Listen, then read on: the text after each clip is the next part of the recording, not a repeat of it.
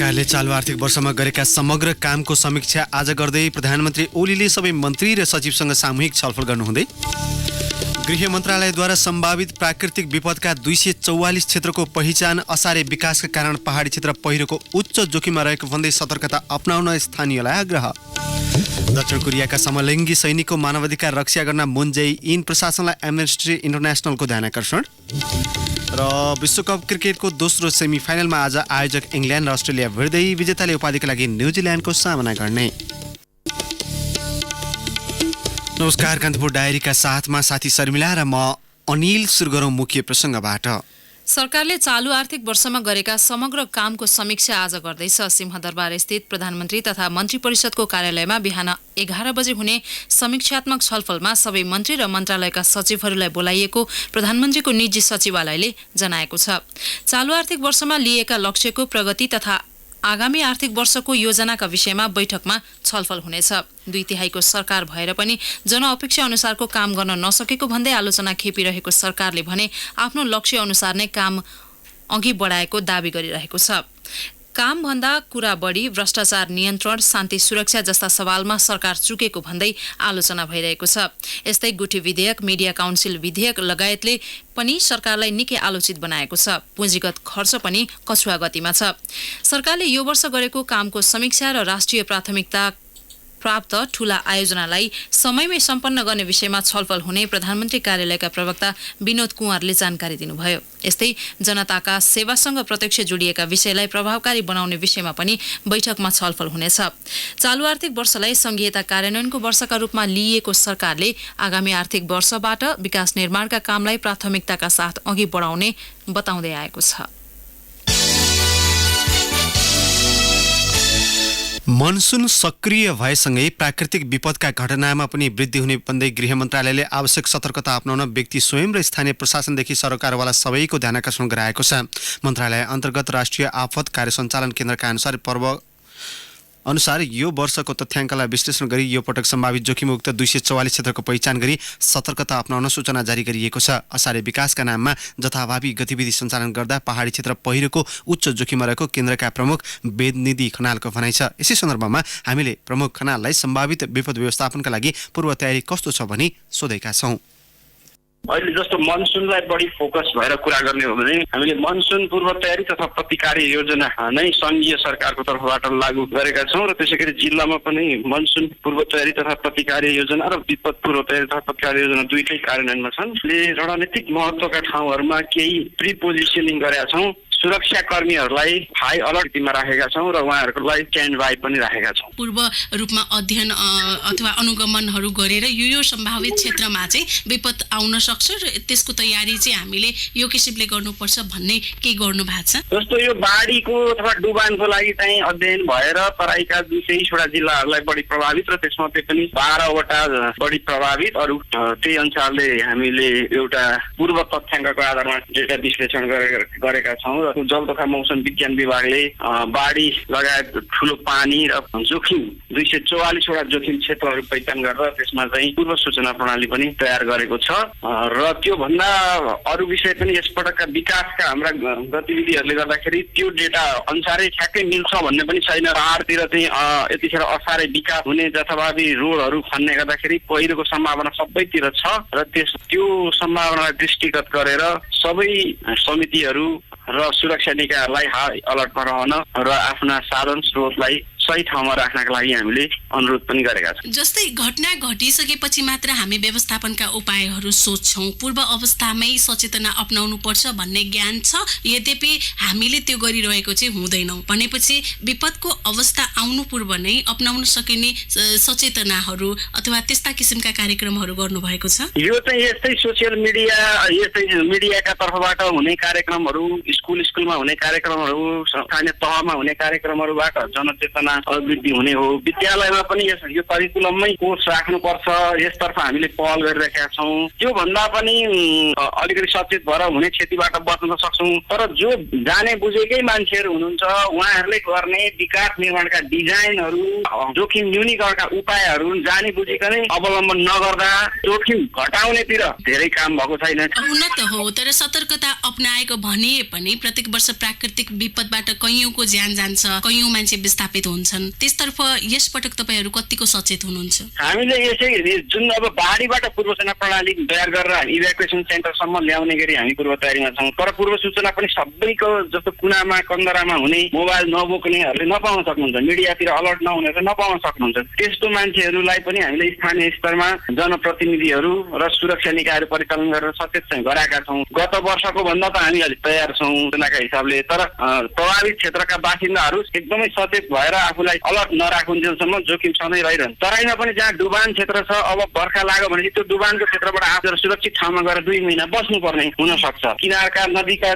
पूर्व सूचना प्रणालीप्रति सचेत रहनुपर्छ। टोल फ्री नम्बरहरू भन्छौँ, सूचना मोबाइल अलर्टहरू भन्छौँ, कतिवटा कुरा छन्। ती नयाँ प्रविधिसँग ती स्थानीय बासिन्दाहरू चाहिँ त्यति परिचित छैनन् भनौँ, उनीहरूलाई त्यो चाहिँ प्रयोग गर्न त्यति अनुकूल छैन, जान्दैनन् पनि। भने त्यस्तो अवस्थामा व्यक्ति कसरी सचेत हुने त? तपाईँले दिएको सूचना अहिले चाहिँ के छ भने पूर्व सूचना प्रणाली साइरन टाइपको छ। हामीले स्थानीय तहहरूलाई के भनेको छौँ, सानो इन्टरनेटको उसबाटै जस्तो खोलाको नदीको सतह अलिकति बढ्यो भने साइरन बज्छ। त्यो प्रणाली जुन जोखिम बस्तीहरू उहाँहरूले चिन्नुहुन्छ त्यहाँ जोड दिउँ, सामान्य खर्चमा हुन्छ भनेर हामीले अनुरोध गरेका छौँ। केही तहहरूले चाहिँ त्यसतिर काम पनि गर्नुभएको छ। धेरै काम त हुन बाँकी नै छ। संघीय मामिला तथा सामान्य प्रशासन मन्त्रालयको आयोजनामा संविधान कार्यान्वयन र प्रशासनिक पुनर्संरचना सम्बन्धी कार्यशाला सुरु भएको छ।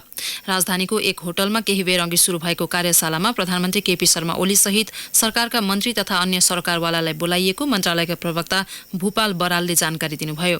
संविधान कार्यान्वयनका लागि प्रशासनिक संयन्त्रको भूमिका महत्वपूर्ण हुने भएकाले त्यसका विषयमा कार्यशालामा छलफल हुनेछ। त्यस्तै प्रशासनिक सुधारका विषयमा पनि सरकारवालाको राय पनि संकलन हुने प्रवक्ता बरालले बताउनुभयो। आजै सकिने कार्यशालामा संघीयता विज्ञ तथा सरकारवालाको सहभागिता छ।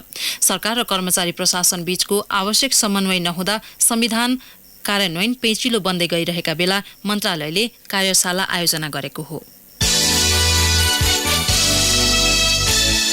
पूर्व पश्चिम महेन्द्र राजमार्ग अन्तर्गत चितवनको भण्डारा हर्दीमा गइरहेको ट्रकले ठक्कर दिँदा पैदल यात्रीको मृत्यु भएको छ। नारायणगढबाट पूर्व जाँदै गरेको ना 5X7293 नम्बरको ट्रकले ठक्कर दिँदा रौतहट चन्द्रपुर नगरपालिका 8का दुःख माझीको मृत्यु भएको हो। सो स्थानका 45 वर्षीय गोविन्द माझी घाइते भएका छन्। दुखी माझीको उपचारका क्रममा भरतपुर अस्पतालमा गइरहेको मृत्यु भएको जिल्ला प्रहरी कार्यालय चितवनका प्रवक्ता प्रहरी नायब परीक्षक डीएसपी एकनारायण कोइरालाले जानकारी दिनुभयो। घाइते गोविन्द माझीको भरतपुर स्थित पुरानो मेडिकल कलेजको शिक्षण अस्पतालमा उपचार भइरहेको छ। ट्रकका चालक भने फरार छन्।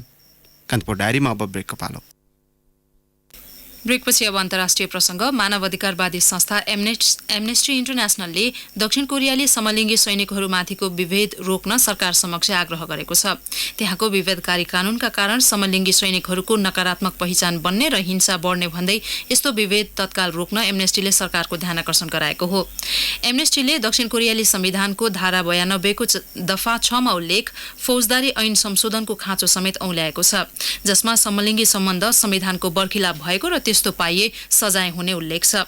साथै कुनै पनि सैनिकले कार्यालय अवधि वा त्यसपछि पनि समलिङ्गी सम्बन्ध राखे उसको गोपनीयता भङ्ग गरिने त्यहाँको सैन्य आचार संहितामा समेत उल्लेख छ।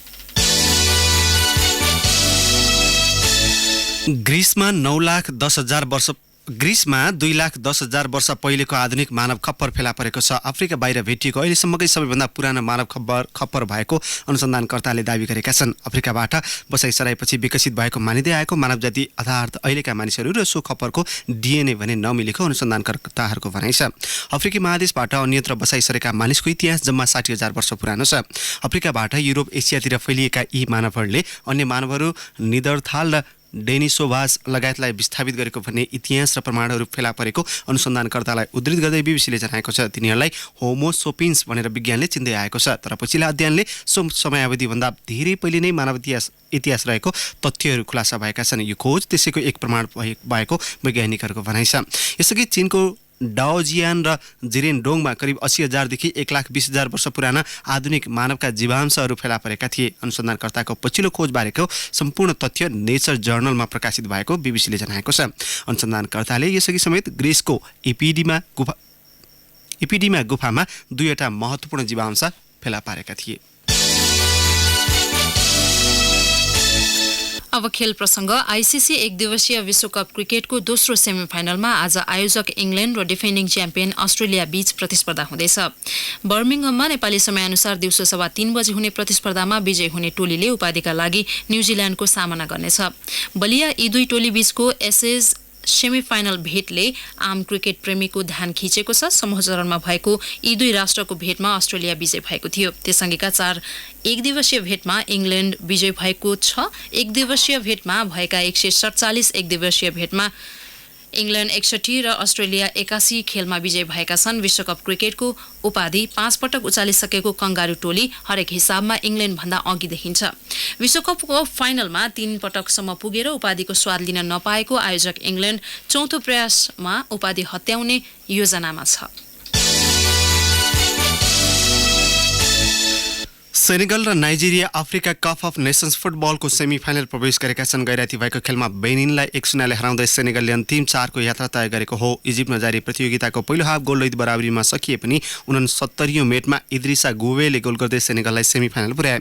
82औं मिनेटमा भोर्डेन रातो कार्ड खाँदै बाहिरिएपछि त्यसको समय बेनिन 10 खेलाडीमा सीमित बनेको थियो। गैराती नै भएको खेलमा साउथ अफ्रिकालाई 2-1 गोल अन्तरले हराउँदै नाइजेरियाले पनि सेमिफाइनलमा स्थान सुरक्षित गरेको छ। सामुएल चुक्वाइजे र विलियम टोसले गोल गर्दै नाइजेरियालाई अन्तिम 4सम्म पुर्याए। बेनगाजी जुङले गोल गर्दै साउथ अफ्रिकाका अन्तर घटाएका थिए। शीर्ष वरियताका सर्बियन नोभाक जोकोभिचसँगै स्पेनी राफेल नाडाल र रोबर्टो बाउटिस्टा तथा Swiss Roger Federer Wimbledon tennis अन्तर्गत पुरुष एकलतर्फको सेमिफाइनलमा प्रवेश गरेका छन्। जोकोभिचले बेल्जियमका डेभिड गोफिनलाई 3-0 को सोझो सेटले पाखा लगाए। पहिलो सेटमा 6-4 को जित निकालेका जोकोभिचले त्यसपछिका सेटमा 6-0 र 6-2 को जित निकाल्दै सेमिफाइनलमा स्थान सुरक्षित गरे।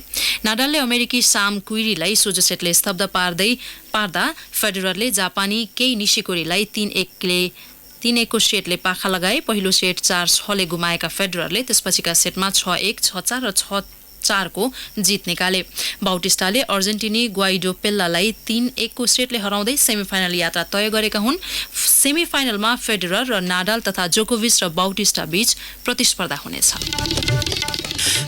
जाँदै मुख्य प्रसङ्गहरू पुनः एकपटक। सरकारले चालु आर्थिक वर्षमा गरेका समग्र कामको समीक्षा आज गर्दै प्रधानमन्त्री ओलीले सबै मन्त्री र सचिवसँग सामूहिक छलफल गर्नुहुँदै गृह मन्त्रालयद्वारा सम्भावित प्राकृतिक विपदका 244 क्षेत्रको पहिचान असारे विकासका कारण पहाडी क्षेत्र पहिरोको उच्च जोखिममा रहेको भन्दै सतर्कता अपनाउन स्थानीयलाई आग्रह। दक्षिण कोरियाका समलिङ्गी सैनिकको मानवाधिकार रक्षा गर्न मुन जै इन प्रशासनलाई एम्नेस्टी इन्टरनेसनलको आग्रह। र विश्वकप क्रिकेटको दोस्रो सेमिफाइनलमा आज आयोजक इङ्ल्यान्ड र अस्ट्रेलिया विरुद्धै विजेताले उपाधिका लागि न्युजिल्यान्डको सामना गर्ने।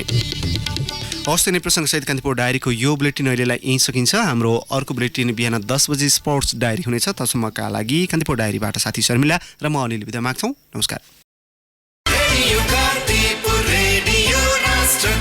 सूचना र मनोरञ्जनको सम्वाहक रेडियो राष्ट्रको रेडियो कान्तिपुर।